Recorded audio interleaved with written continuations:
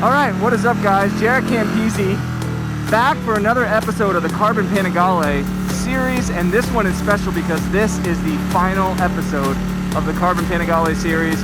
We are heading over to the dyno. We're going to find out how much horsepower this bad boy makes.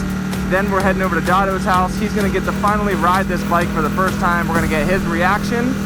And then we're just going to sit down and talk about the series and wrap it all up. So I'm excited. I hope you guys are too. Sit back, relax, and enjoy the last episode.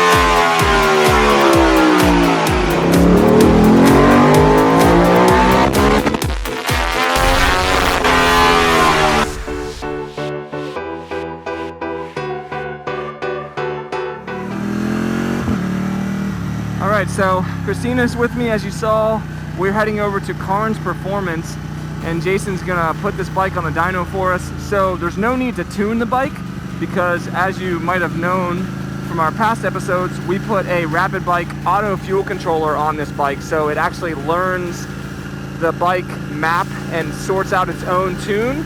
So we've got, you know, a little over 300 miles on it. The bike is feeling really good. And we're gonna find out how well this controller did. So things that we added from stock, we added a full titanium Akrapovic exhaust system. We added the best Sprint air filter you can get. And then of course we added that Rapid Bike auto fuel controller. So I've never used a Rapid Bike fuel controller before. I've always done, you know, power command with a custom tune. So I'm really curious to see what this does. Our stock horsepower number was 178 horsepower. So hopefully with, you know, all the modifications that we've done, we're gonna pick up, I'm hoping at least 10 horsepower or more. But you know, horsepower isn't everything. This bike still has way more horsepower than you could ever use on the street. We also shaved 37 pounds of weight off this bike, so it's sitting around 383 pounds, which is absolutely ridiculous. So, you know, it's still a one-of-a-kind, beautiful, custom Ducati Panigale, one of the best in the world in my opinion. And yeah, we'll be giving this bike away shortly. So yeah, let's get to the dyno tuner and find out how much horsepower this bad boy makes.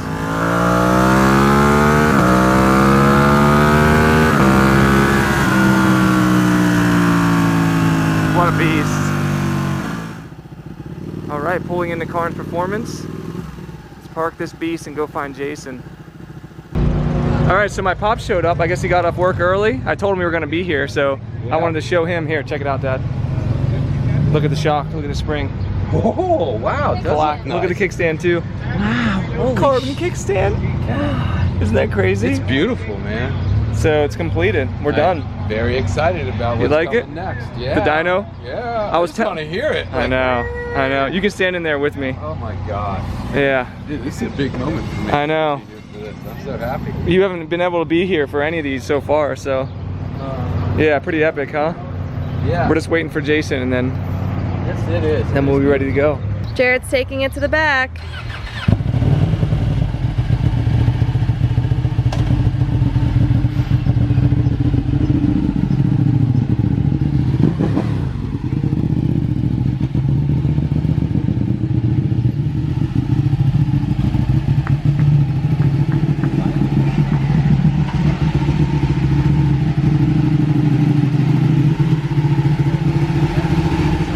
Gets it tied down and gets it all set up and everything like that. A couple things to note. One, like I said, stock horsepower on this bike was 178. That was done in about 30-degree cooler weather. Jason told me his bike changes by 10 horsepower when he gets it in colder weather. So from summer to winter, he gains 10 horsepower, which means we're probably going to lose 5 to 10 horsepower, which means it's probably not going to be as big a gains as we expected, but hey, that's okay. That's how it goes. We're going to do horsepower, vigor numbers, and then we're also going to get the air to fuel ratio mixture so that we can find out how well this bike did as a tune. He said he's never seen a rapid bike fuel controller before that auto-tuned a bike, so he's really curious to see. And then we'll be able to get his opinion and say, hey, do you think you could have gained more horsepower by tuning it yourself, or do you think this did a good job, and so on and so forth. So here we go.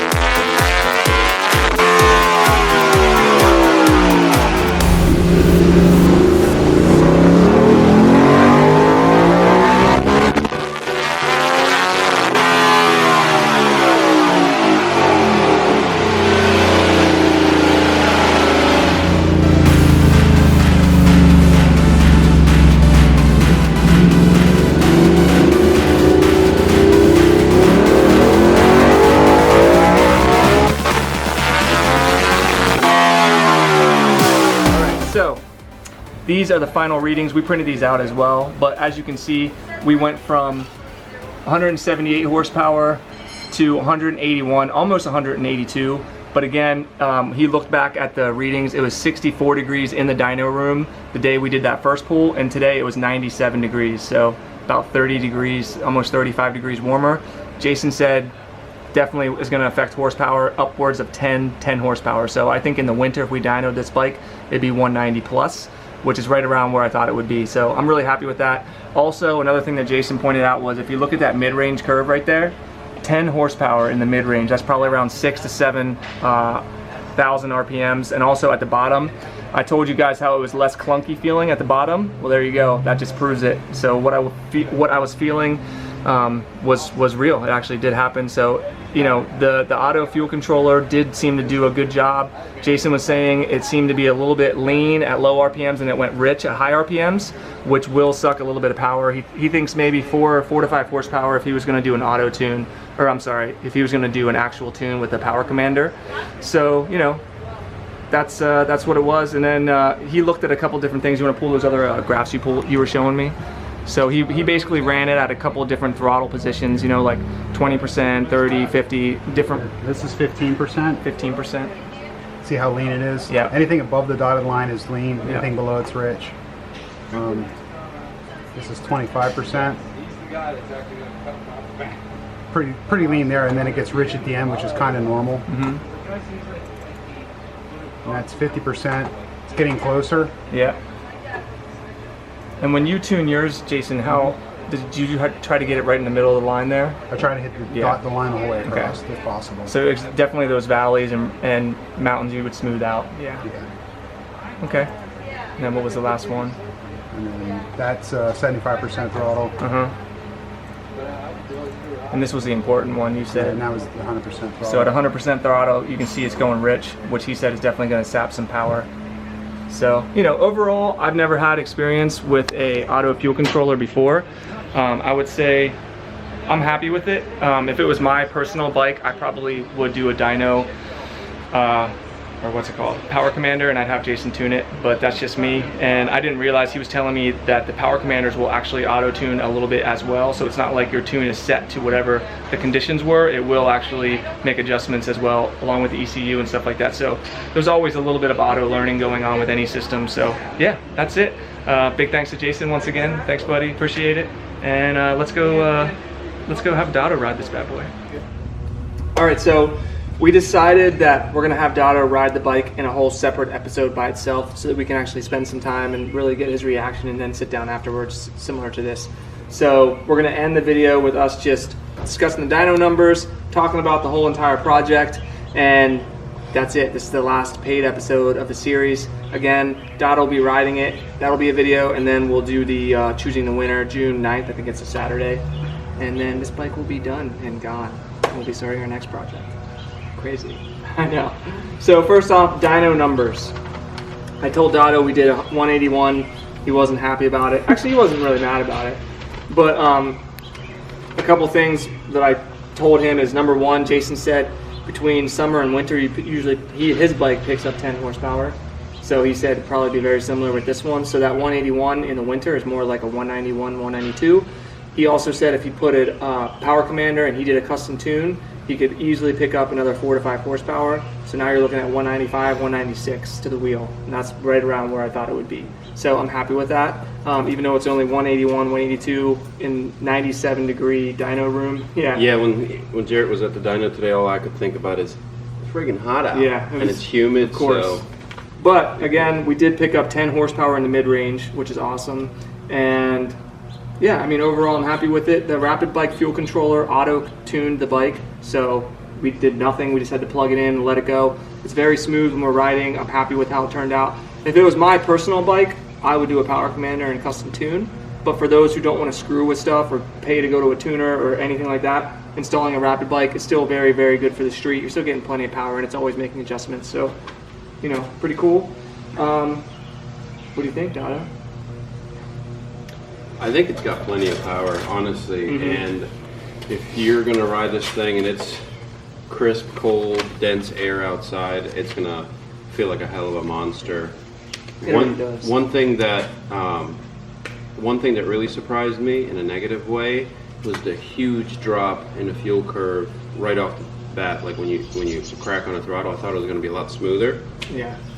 And then on the positive side, what really surprised me with the Dyno Tune and the Rapid controller is the gain in the mid-range. 10 horsepower gain, even in weather like this. Can you imagine, like, you know, I don't know how it felt before because I only rode it short distance, but I'm sure when I take the bike, it'll feel amazing. So the last thing I think when I ride this bike is that it needs more power. I'll be honest, it's ridiculous.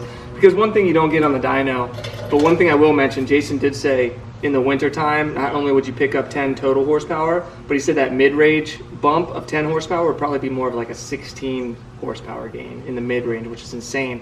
And I don't attribute that to the fuel controller as much as I attribute that to the full Acra system.